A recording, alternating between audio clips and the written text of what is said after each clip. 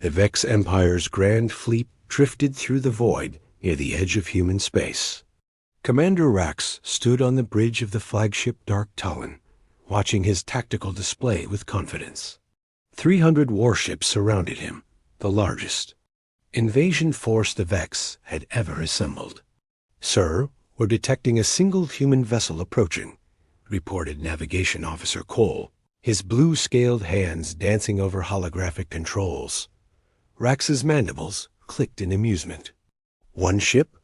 Against our entire fleet? He had studied the humans for cycles. They were a young species, barely having achieved faster-than-light travel 50 years ago. Their technology was primitive, their ships small and weak. "It's massive, sir," Cole continued, his voice uncertain. "Length, 2 kilometers. It's transmitting identification as the UES Thunder's Wake." The view screen flickered to life, showing the approaching human vessel. Unlike the sleek, curved designs of Vex ships, this one was angular and brutal. All hard edges and weapon ports. It looked less like a starship and more like a flying fortress. "A Dreadnought," whispered Science Officer Nix from her station. "I've never seen anything like it." Rax felt the first flutter of unease. In all their encounters with humans, they had never seen ships larger than their own destroyers. This thing dwarfed even Vex battleships. "Hail them," Rax ordered. "Let's see what these primitive mammals think they can accomplish." The communication array crackled to life. A human face appeared, weathered, gray-haired, with cold blue eyes that seemed to look right through the screen. "This is Admiral Kane of the United Earthship Thunder's Wake," the human said, his voice steady and calm. "You are in violation of the Neutral Zone Agreement. You have 30 minutes to withdraw your fleet, or we will consider this an act of war." Rax's laughter echoed through the bridge. "Admiral, I have 300 ships. You have one. Surely you can see the mathematics of your situation." Admiral Kane's expression didn't change. "Yes, I can see exactly what we're dealing with. The question is, can you?" The transmission ended abruptly. "Arrogant mammals," Rax snarled, his claws digging into his command chair. "Nix, conduct a full tactical scan of their vessel. I want to know every weakness, every weapon, every system." "Science." Officer Nix's tentacles worked frantically over her console. "Initiating deep-range tactical analysis, Commander." The scanning beam reached out across space, penetrating the human Dreadnought's hull. On her screen, data began flooding in: power readings, structural analysis, weapon classifications. Nix's 3 eyes widened in horror. "Sir, this can't be right. What is it?" Rax demanded. "The power readings, they're off the scale. This ship is generating more energy than our entire fleet combined." Her voice trembled. "And the weapons?" "Sir, I'm reading over 400 weapon ports. Railguns, plasma cannons, missile tubes, and something else, What else?" I don't know. The computer can't classify it. The energy signature is unlike anything in our databases." Meanwhile, on the bridge of the Thunder's Wake, Admiral Kane watched his sensor officer, Lieutenant Beck, monitor the alien scan. "They're taking a good hard look at us, sir," Beck reported. Kane nodded grimly. "Let them. See, sometimes the best weapon is fear." Chief Engineer Torres looked up from her station. "Admiral, should we power up the Nova cannon?" "Not yet, Chief. Let them finish their scan first. I want them to understand exactly what they're facing before we show them what humanity has learned about war." Captain Wells, Kane's first officer, stood beside the Admiral's chair. "Sir, 300 ships is still 300 ships, regardless of what we're packing." Kane's weathered face cracked into a cold smile. "Captain, there's something these lizards don't understand about humans. We don't just build ships to win battles. We build them to end wars." The scanning data painted an impossible picture on the Vex flagship's main screen. Commander Rax stared at the readings, his confidence evaporating like mist before a star. Nix, run the scan again. There must be an error. I've run it 4 times, sir. The results are consistent. Nix's voice was barely above a whisper. This single human ship has more firepower than our 10 largest battle groups combined. The bridge fell silent, except for the hum of ship systems. Every Vex officer stared at the display, trying to process the impossible data. The armor plating alone, Nix continued, is composed of materials we've never encountered. Our plasma cannons would barely scratch it, and the shield generators.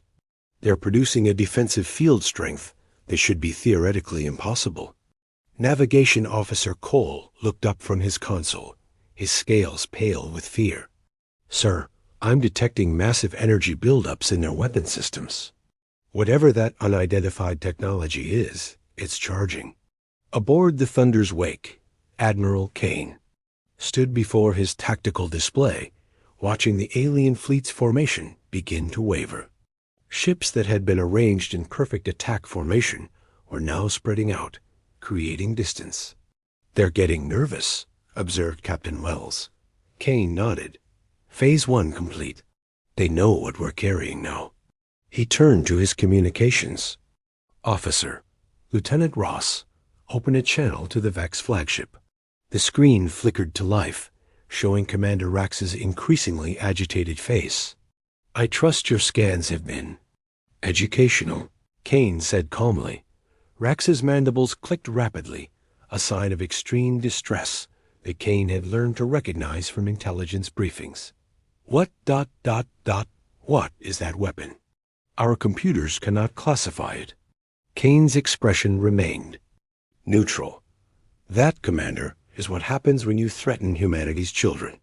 When you force a peaceful species to learn the art of war. He paused, letting the weight of his words sink in. That is a Nova cannon, capable of cracking planets and collapsing stars. The lie came easily. The Nova cannon was devastating, but it couldn't crack planets. However, the Vex didn't need to know that. Fear was just as effective as actual firepower.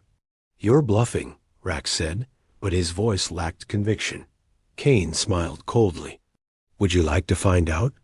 The Vex fleet hung in space like a constellation of fear. On every bridge, alien officers stared at their sensor displays with growing horror. Word of the scan results had spread through the fleet's communication channels, and panic was taking hold. Aboard the light cruiser Void Hunter Captain, Tex watched his crew work with trembling appendages. Tactical Officer Vex, show me those weapon port analyzers again. The tactical display lit up with red indicators covering the human Dreadnought.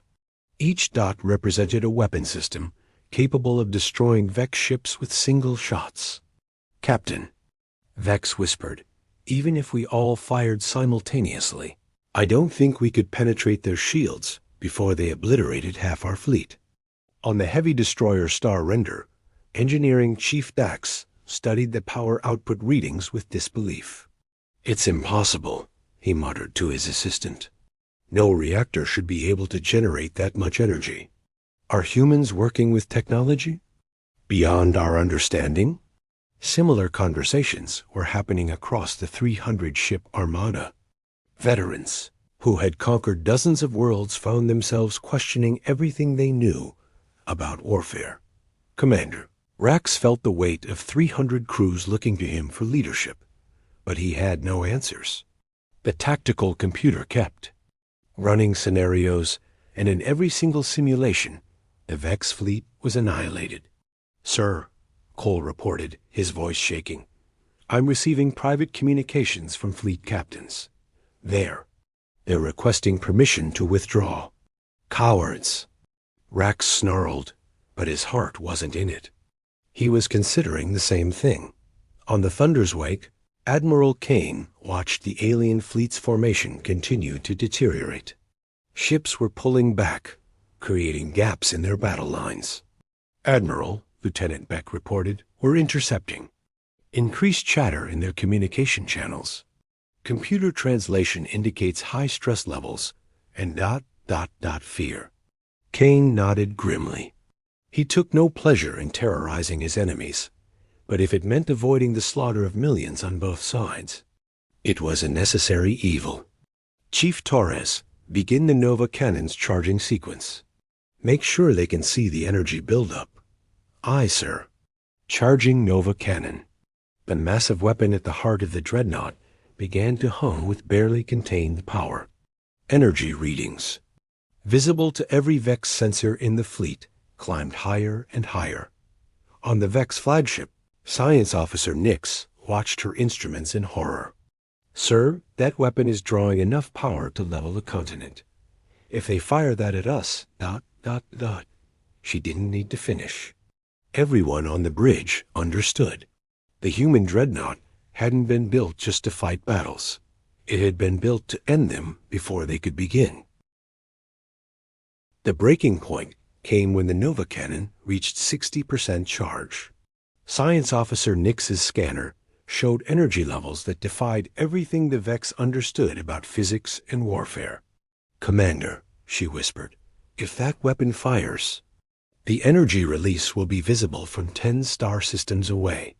Commander Rax stared at the human Dreadnought on his view screen. The ship that had seemed so primitive now looked like exactly what it was, a herald of humanity's potential for both creation and destruction. Fleet Command, this is Rax, he spoke into his communicator, his voice heavy with defeat. All ships, begin immediate withdrawal. Fall back beyond the neutral zone.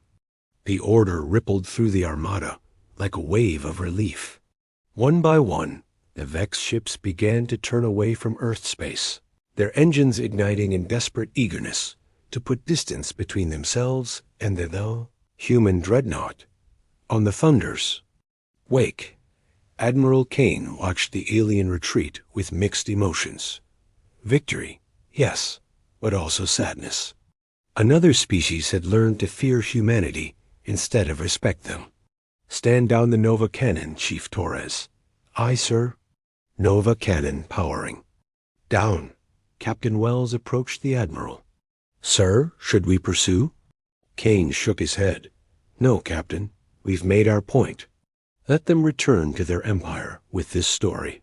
Sometimes the most effective battle is the one you never have to fight. As the last Vex ship disappeared into hyperspace, Kane stood alone.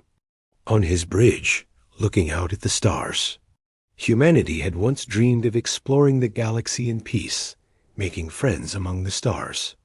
Instead, they had been forced to become something they never wanted to be, the galaxy's most feared warriors.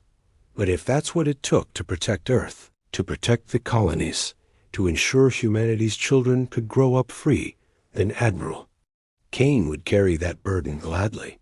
The Thunder's wake turned slowly and began its journey home, carrying with it the knowledge that sometimes the greatest strength wasn't in the weapons you fired, but in the ones you chose not to use. In the depths of space, the Vex fleet continued its retreat, carrying word back to their empire.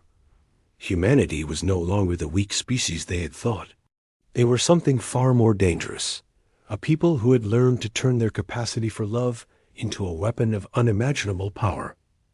And in the galaxy's grand game of survival, that made all the difference.